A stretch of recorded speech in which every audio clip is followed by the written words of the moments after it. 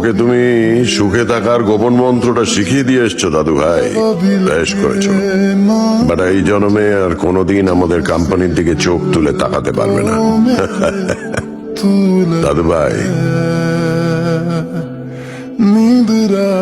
তুমি কি জানো আমার সুখের মন্ত্র কি? না জানলেও আন্দাজ করতে পারি।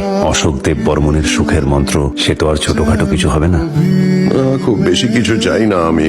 এই যে আমাদের এত বড় টেবিল, এতগুলো চেয়ার, অথচ আমরা লোক মাত্র 3 জন।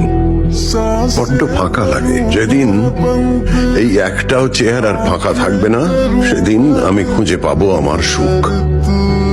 বাবা, আপনি কি বলতে চেয়েছেন? আর 3 মাস বাদে আমার জন্মদিন, ডায়মন্ড জুবিলি। দাদু ভাই, তোমার প্রত্যেকটা জন্মদিনে তুমি যা চেয়েছো আমি সেই গিফট দিয়েছি। এবার আমার ইচ্ছেটা কি পূরণ করতে পারবে? শিওর।